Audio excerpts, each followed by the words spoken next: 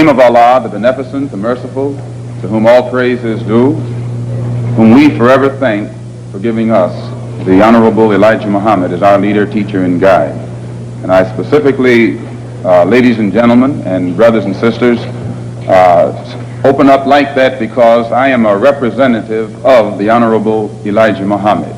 And were it not for him, you and I wouldn't be here today.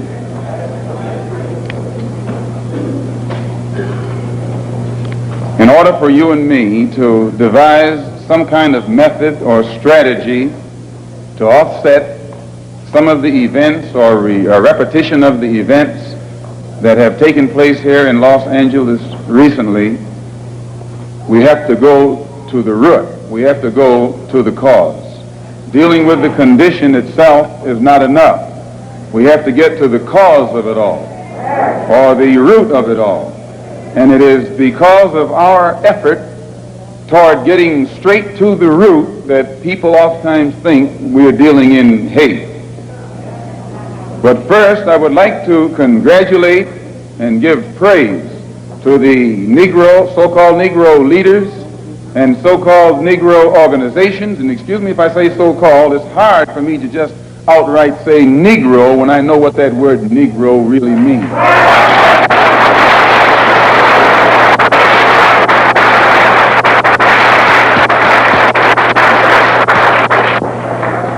The person whom you have come to know as Ronald Stokes, we know him as Brother Ronald. One of the most religious persons who displayed the highest form of morals of any black person anywhere on this earth. And as one of the previous speakers pointed out who knew him, everyone who knew him had to give him credit for being a good man, a clean man, an intelligent man, and an innocent man when he was murdered. The so-called Negro organizations and leaders should be given great credit for their failure or refusal to let the white man divide them and use them one against the other during this crisis.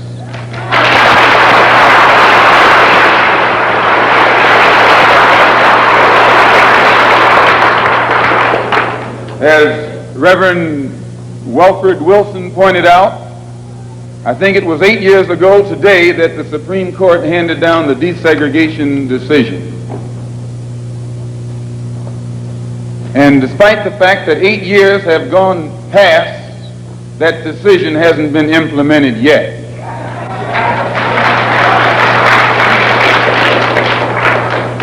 I don't have that much faith. I don't have that much confidence. I don't have that much patience. And I don't have that much ignorance to...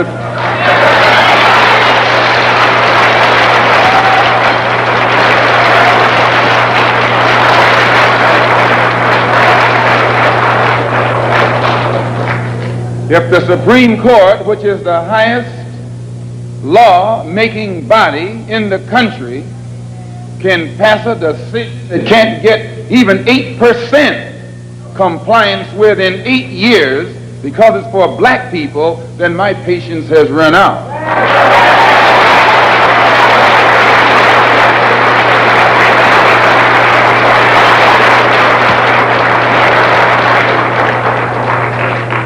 When black people who are being oppressed become impatient, they say that's emotional. Please.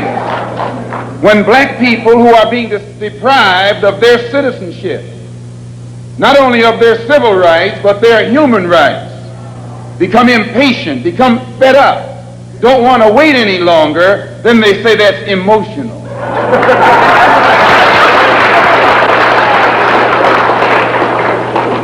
The so-called Negro leaders and organizations should be praised. They should be congratulated. They should be complimented, because out of all of them combined, the white man has not yet found one who will play the role of Uncle Tom.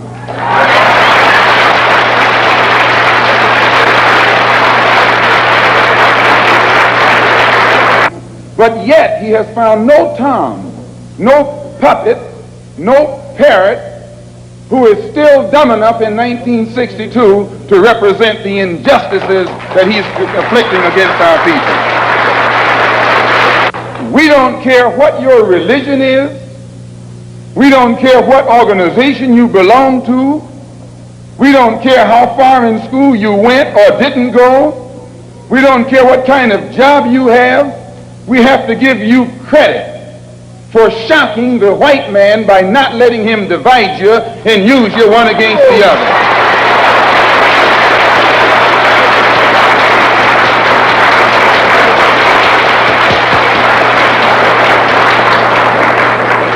In the past, the greatest weapon the white man has had has been his ability to divide and conquer. As Jackie Robinson pointed out beautifully on the television last night, 4/5 of the world isn't white. Isn't that what Jackie said?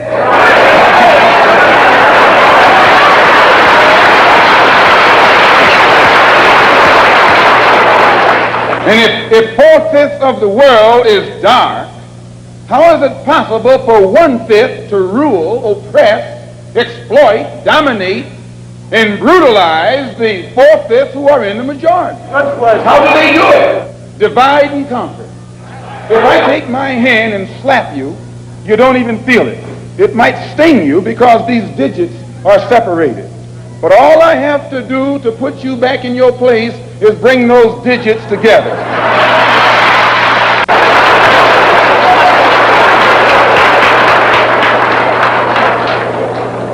This is what the white man has done to you and me. He has divided us and used us one against the other. But today, thanks to Allah, you can say thanks to God or thanks to Jesus or thanks to Jehovah, whatever you want.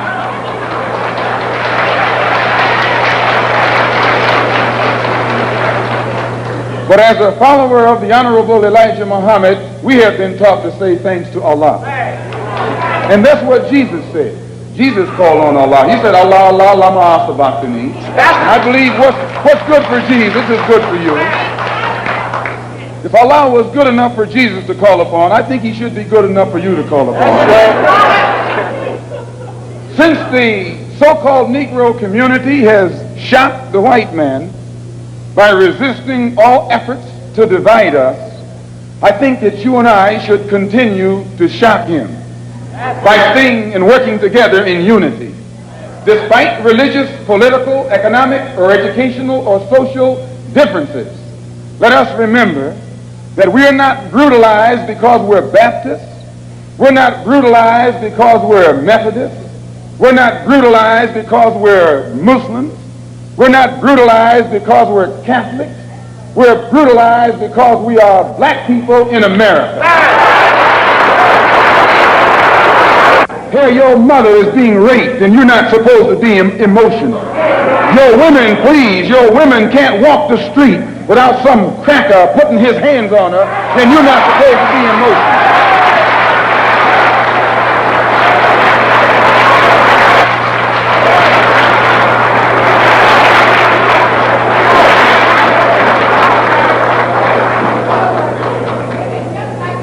If you say that you're fed up, if you teach the Negro, they don't even know their own name. Why? Because he took it away from them. Please. 20 million black people don't even know their own language. Why? Because he took it away from them. 20 million black people who don't even know the history of their ancestors. Why? Because he took it away from them. And if you try and tell them how thoroughly and completely they've been robbed, he says you're teaching hate.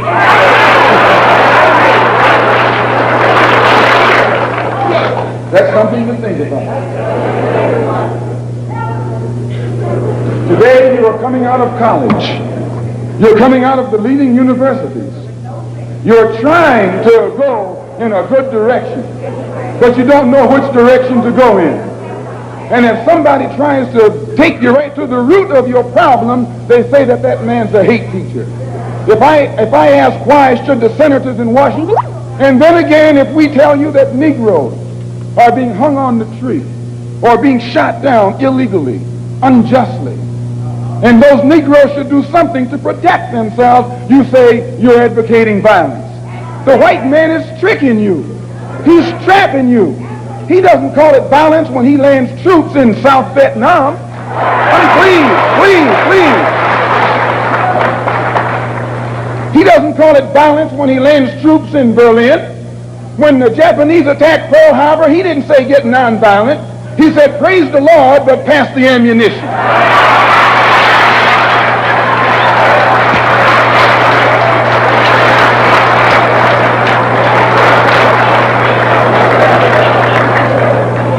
But when someone attacks you, when someone comes at you with a club, when someone comes at you with a rope, when someone comes at you with a gun, despite the fact that you've done nothing, he tells you, suffer peacefully. Pray for those who use you despitefully. Be long-suffering. And how long can you suffer after suffering for 400 years? So I just want to clear up that little point right there, because he says that we play on your emotions. And when you turn on your television tonight, or your radio, or read the newspaper, they're going to tell you in that paper that I was playing on your emotions. Imagine you, a second-class citizen. That's not getting emotional, it's getting intelligent.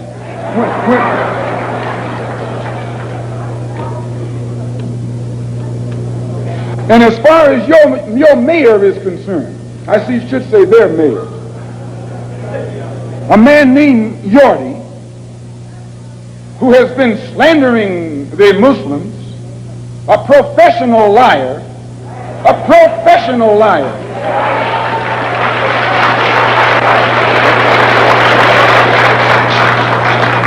who has mastered the art of using half-truths.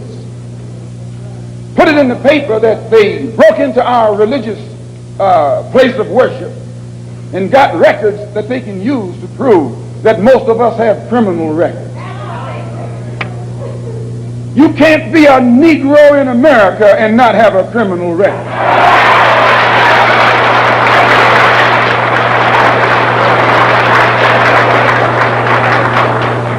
Martin Luther King has been to jail. Clean. James Farmer has been to jail. Why, you can't name a black man in this country who is sick and tired of the hell that he's catching who hasn't been to jail. Charged him with being seditious. They put Moses in jail. They put Daniel in jail. Why, you haven't got a man of God in the Bible that wasn't put to jail when they started speaking out against exploitation and oppression.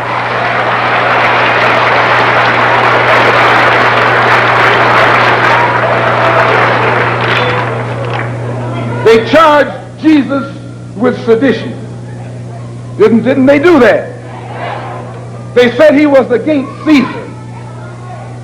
They said he was discriminating because he told his disciples, go not the way of the Gentiles, but rather go to the lost sheep.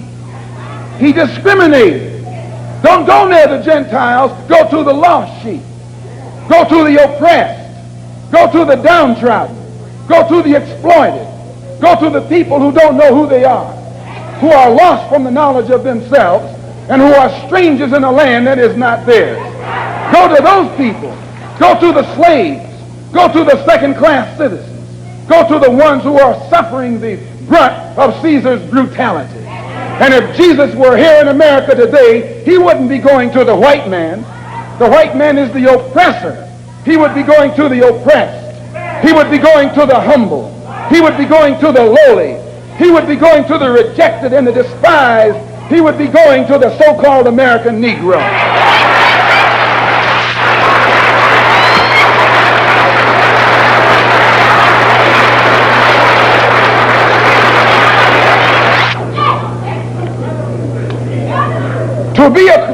To have once been a criminal is no disgrace. To remain a criminal is the disgrace. I formerly was a criminal. I formerly was in prison. I'm not ashamed of that. You never can use that over my head. And that he's using the wrong stick. I don't feel that stick.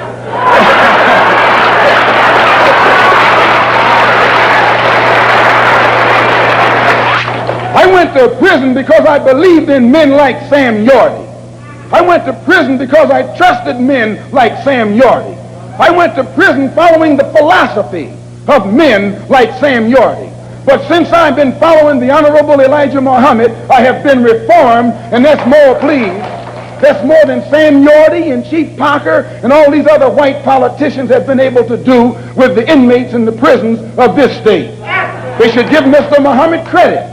They should give Mr. Muhammad credit for reforming and rehabilitating men whom they have failed to reform and rehabilitate.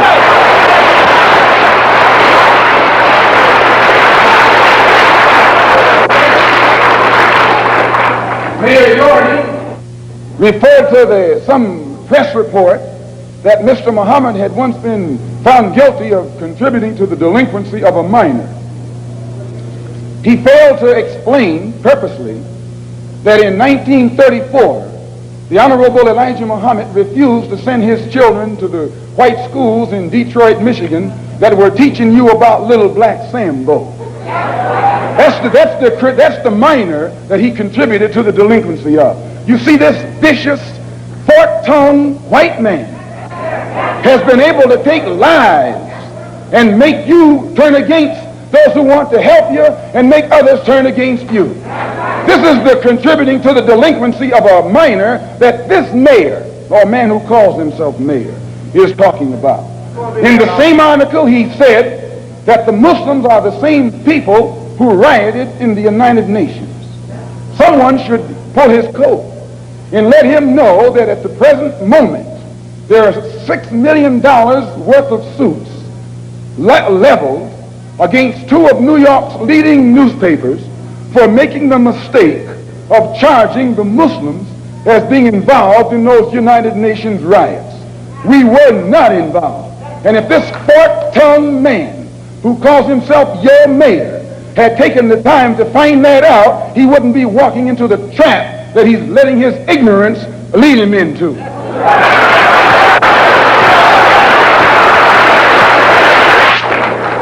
And if people take the time to read the Washington Post that came out the Sunday after that incident took place, the Washington Post pointed out on the front page that the Muslims had nothing to do with the UN riots. And they quoted, in saying so, the person who was at that time the commissioner of police in New York City.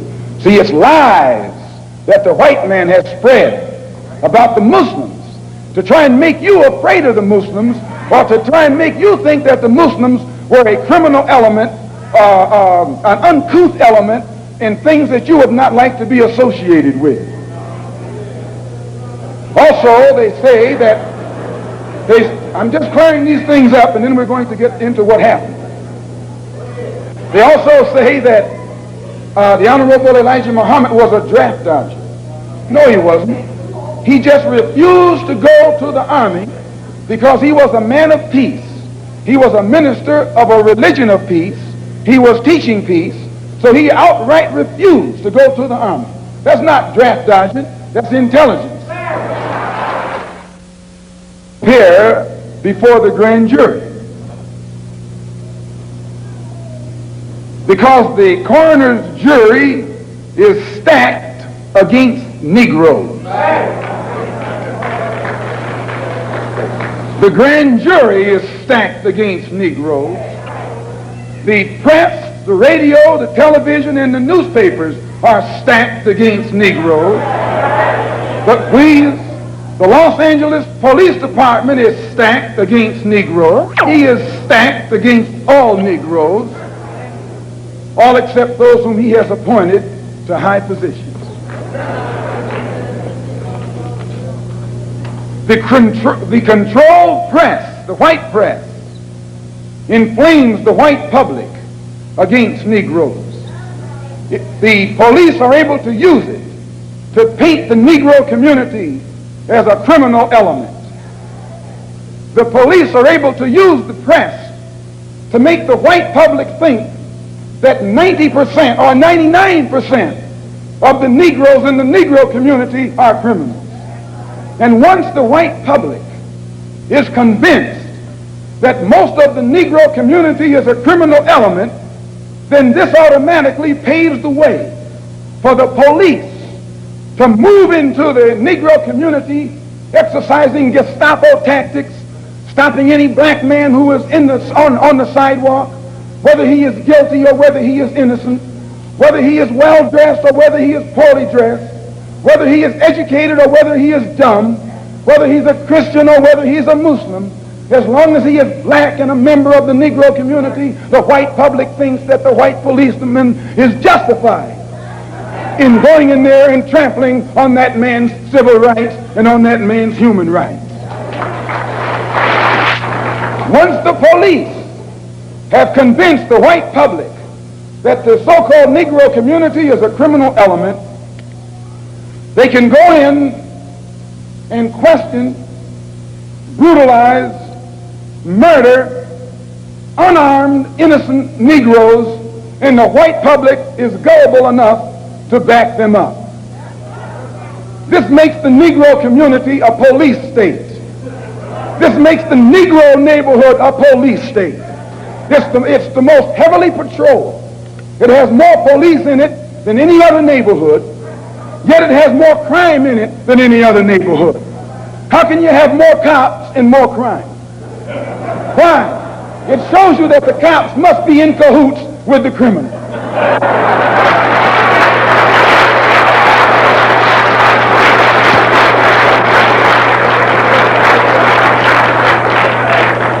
The texture of the hair that God pleased, that God gave them, so much that they'll put lye on it. Do you realize, now, you know, brother, lye will eat a hole in steel, and you know your head is not that hard.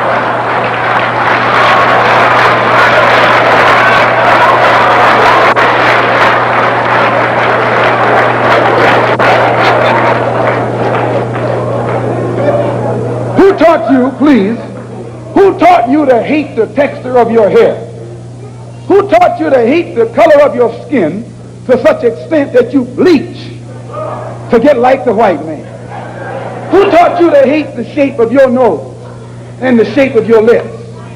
Who taught you to hate yourself from the top of your head to the soles of your feet? Who taught you to hate your own kind? Who taught you to hate the race that you belong to? So much so that you don't want to be around each other. No, before you come asking Mr. Muhammad, does he teach hate, you should ask yourself, who taught you to hate being what God gave you?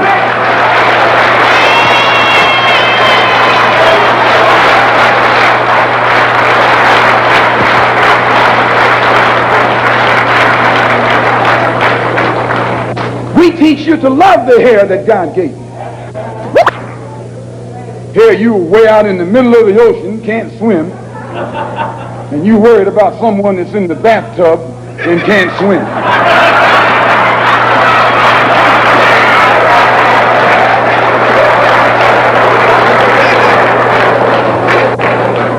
We don't steal, we don't gamble, we don't lie, and we don't cheat. And that also deprives the government of revenue, because you can't get into a whiskey bottle without getting past the government seal. You can't open a deck of cards without getting past the government seal. Here's a white man makes the whiskey and then puts you in jail for getting drunk.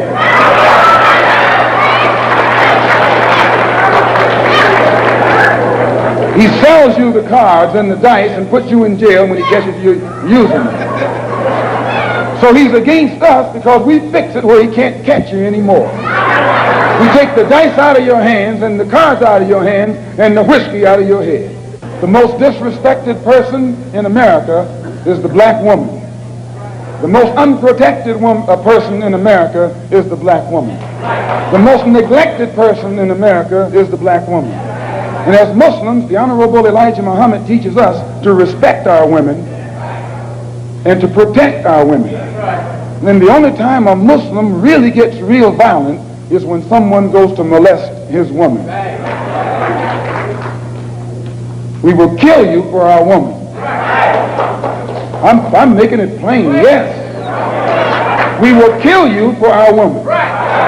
We believe that if the white man will do whatever is necessary to see that his woman gets respect and protection, then you and I will never be recognized as men until we stand up like men and place the same penalty over the head of anyone who puts his filthy hands out to put in the direction of our women.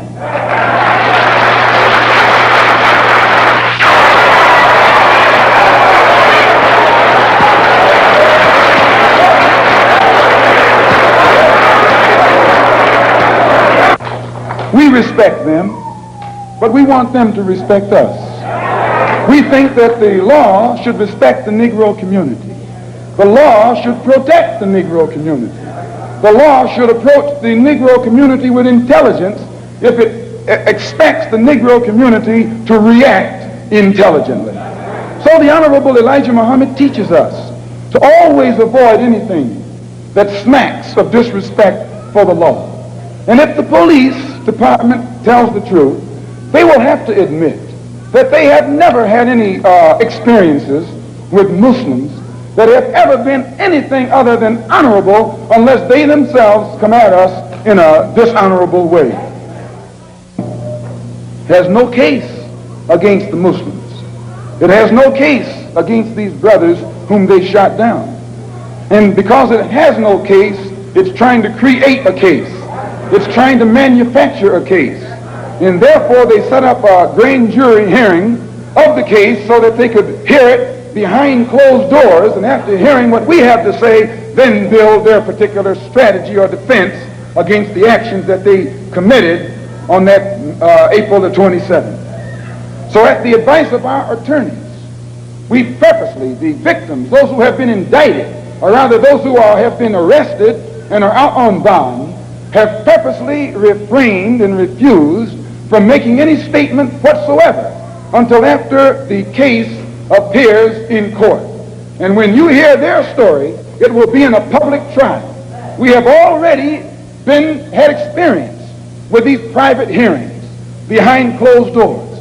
Anything that the white man has to do to the Muslim, he has to do it in the open. He has to do it in public, or he has to put every single one of us behind bars for the rest of our lives.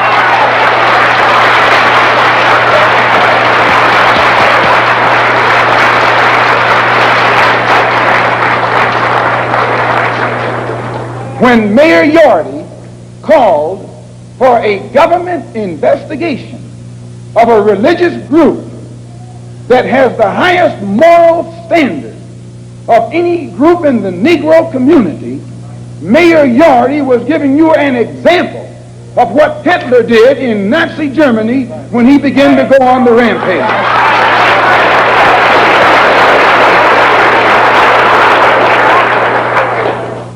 We have confidence that the white public and the black public, if they hear our case, if they hear and have access to the investigation, will never be fooled by this phony setup that's stacked from the top all the way down.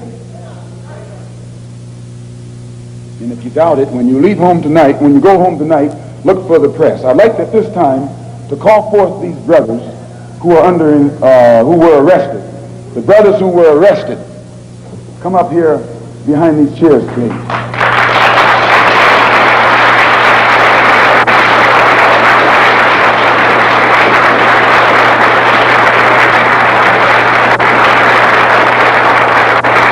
They were suspects.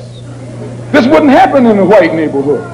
White man can walk down the street with packages on his head, packages under his arm, and packages everywhere else, and won't anybody question his right to carry those packages.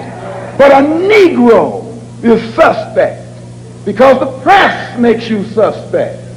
Yes, the white press makes Negroes suspect. What do you got? All the information you need, officer. And the officer made one stay at the rear of the car and the other go to the front of the car.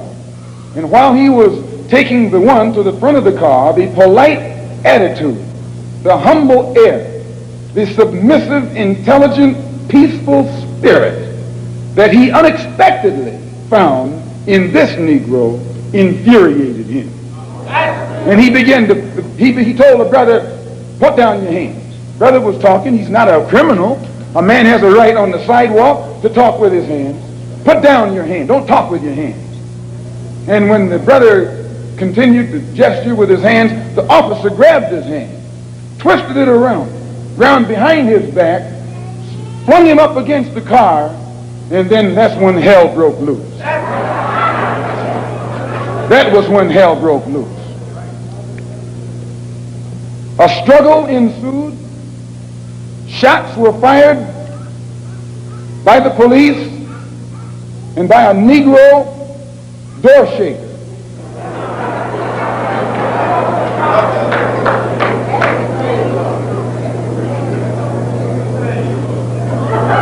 An alarm went out. When the alarm went out, instead of the police going to the place where the incident occurred, the police went 1 block away to the temple. When they arrived there, they got out of their cars with their guns smoking.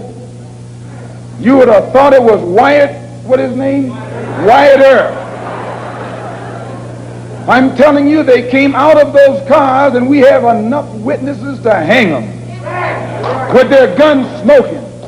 Chief Parker knows this, Mayor Yorty knows this, and every police official in the city knows that. They didn't fire no warning shots in the air. They fired warning shots point blank at innocent, unarmed, defenseless Negroes. As I say, 2 of the brothers were shot in the back. Another was shot in the shoulder.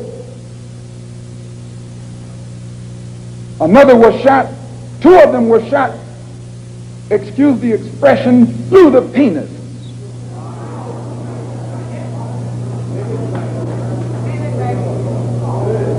Another was shot in the hip, and the bullet came out the other side. Brother Arthur here was shot 1/4 of an inch from his heart. Let me tell you something, and I'll tell you why you say we hate white people. We don't hate anybody. We love our own people so much they think we hate the ones who are inflicting injustice against them.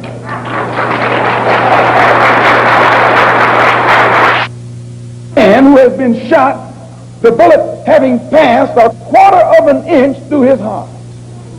I'm not going to let him talk, which I think you can understand why. You should listen to the conversation of the police officers while it was going on. 2 of the brothers who had been shot were lying hand in hand. The officer said they were chanting a death chant. You read that? They were saying, Allahu Akbar. What does that mean? It means that God is the greatest. It means that God is the greatest.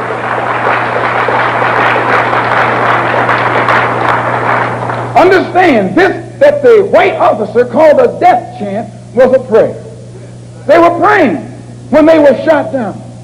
They were saying, Allahu Akbar. And it shook the officer up because they haven't heard black people talk any kind of talk but what they taught them.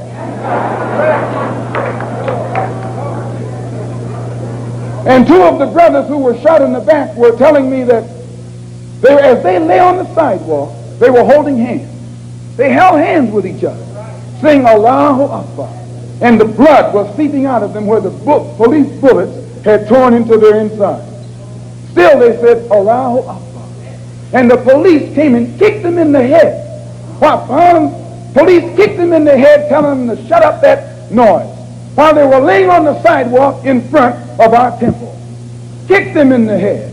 Shut up that noise. And one of them, when he was on his way to the police station in the ambulance, one of the ambulance attendants told the white cop, why don't you kill the nigger? He said, I'll tell him that he tried to get away. Why don't you kill the nigger while you got a chance? And I'll swear that he tried to get away. If he didn't say this, then I need to be put in jail, and I'll gladly go. One of them who was being taken to jail in a police car. As the ambulance sirens were coming to the place, one of the policemen said to the other, "What are the ambulances rushing for?" "Nothing but some niggers." So he looked in and saw the Muslim brother sitting beside him, and he said, and he shut up. But after he got to the jail, the same officer that said this turned to the brother and said, "I hope that you didn't get offended by what I said back there under the heat of emotion, because some of my best friends are colored." This is what he said. That's his password. "Some of my best friends are colored."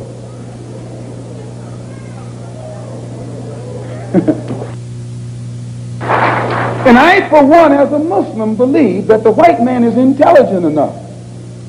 If he were made to realize how black people really feel and how fed up we are without that old compromise and sweet talk, why, you're the one that make it hard for yourself.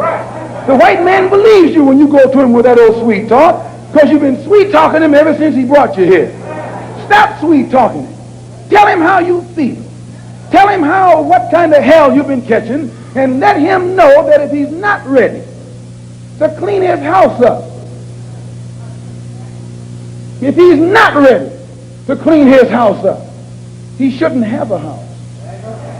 It should catch on fire and burn down.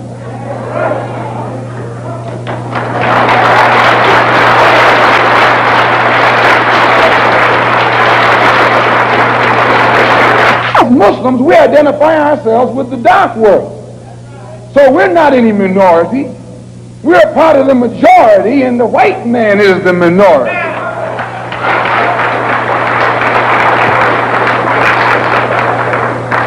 You have to know this to understand us. We don't think any odds are against us. We don't fight a battle like the odds are against us. Why, the whole dark world today is in unity. It's one.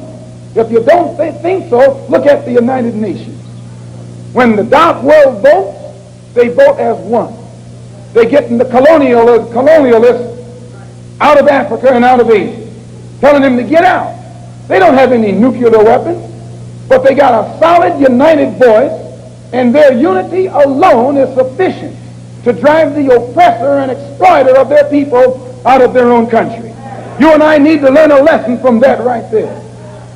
In the UN, the dark world consists of Buddhists, Hindus, Shintoists, Taoists, Christians, Muslims, everything. But they're together. They forget their religious and political differences. They think as one. They move as one against a common enemy. And right out of Algeria, he's going. Don't think he's not going. He's going. They're getting him out of Angola, out of Tanganyika, out of Angola, out of Uganda, out of Kenya. He's going from South Africa too. He hasn't got long to be there. All over this earth, dark people who have been oppressed and exploited by those who are not their own kind, strangers, are coming together to get the oppressor off their back. You and I learn a lesson from that. We are oppressed. We are exploited. We are downtrodden. We are denied not only civil rights, but even human rights. So the only way we're going to get some of this oppression and exploitation away from us or aside from us is come together against the common enemy.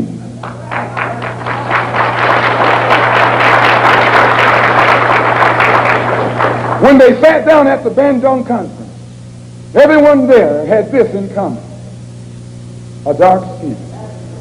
Some of those who were sitting there were socialists, some were communists, some were capitalists, some were Christians, some were Buddhists. They were everything. But all of them was dark skin. And they looked at that dark skin and agreed that this is one thing they had in common. Forget that you're a Methodist. Forget that you're a Catholic. Forget that you're a Protestant. Forget that you're a Muslim. Remember that all of us are black